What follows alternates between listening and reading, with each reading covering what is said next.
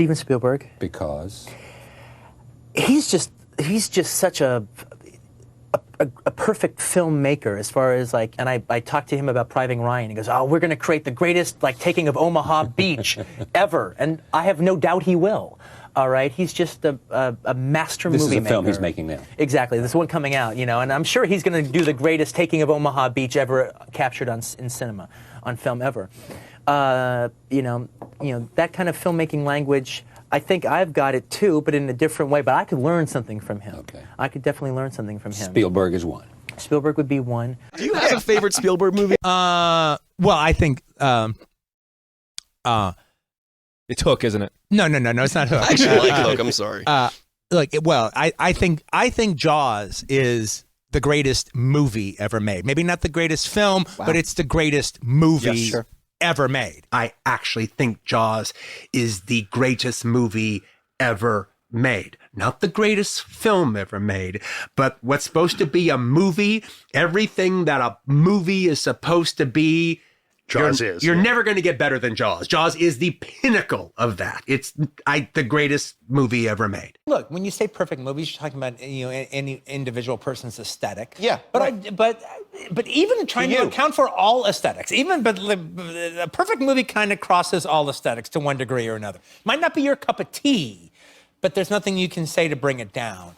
And I think Jaws fits into that. Well, there's not many of them. That just bemoans the fact that the film art form is hard. And then there's other movies that can get in its rarefied air. But as far as a movie is concerned, there's no making it better than Jaws. There's no better than Jaws. It is the best movie ever made. And it shows how badly timed most movies made before Jaws were. Well, what I mean by that? I prefaced it by not saying it's my favorite Spielberg movie. I just said it's the best movie ever made. But what I meant by that, to one degree or another, is like Spielberg and a lot of his cohorts grew up seeing those kind of movies in the theater. It's like Journey to the Center, Henry Levin's Journey to the Center of the Earth. He's going to run to go and see. And Richard Fleischer's Fantastic Voyage, he's going to run and go see. And Gordon Douglas's Them,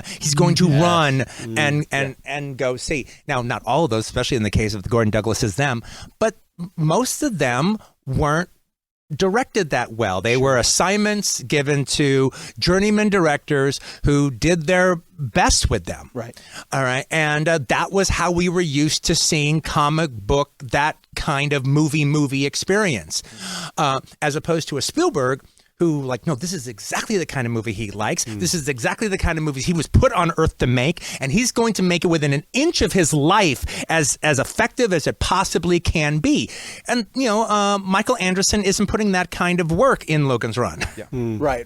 Yeah. Gotcha. And then he follows it up with he follows an even more personal movie, Close Encounters, that is almost as big. He was more the wonderkin than any director had ever been before. I always thought it was interesting. You hear Spielberg talk about once he had children, he looks back at the end of Close Encounters and goes, I can't fathom how I let Richard Dreyfuss go off. I disagree. I mean, if that was the case, then that means Roy Neary wasn't as obsessed as I thought he was. Sure. Right. Just the point if he could have,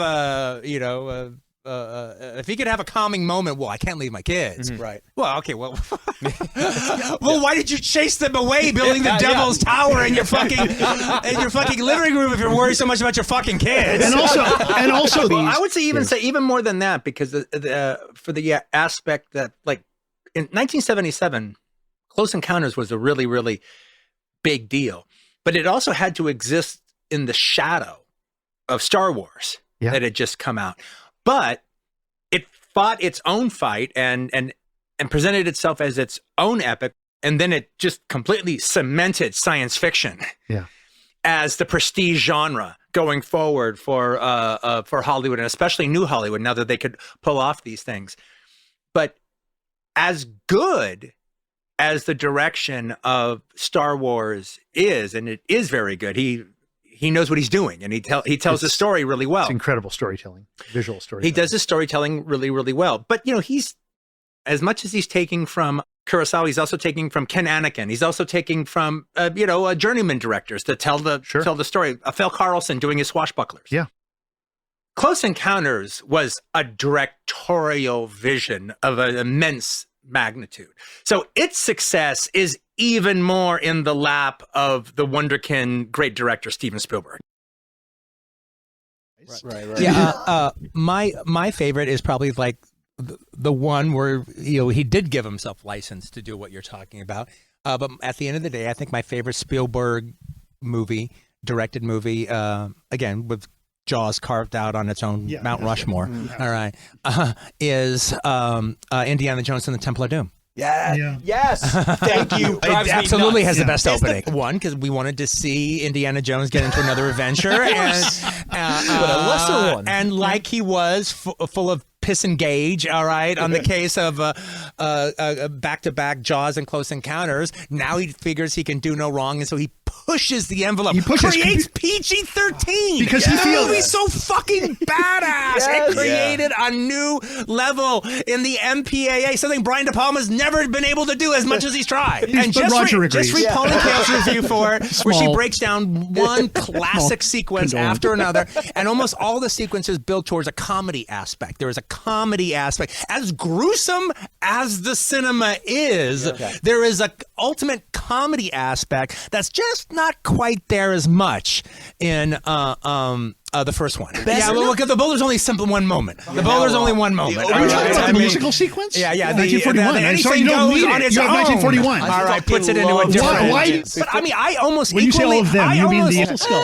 I like Crystal Skull more than the Sean Connery. Yeah, I do. I don't like the Sean Connery. I don't like the Sean Connery one at all. Now we're not on the same page. Okay. Crusade's my favorite one. Interesting. That's such a boring one. It is the Last It's Crusade. boring. Yeah, It's it really boring. is. And he's not an interesting character. The joke is made immediately. It's like, stop if my mom will shoot. I get it.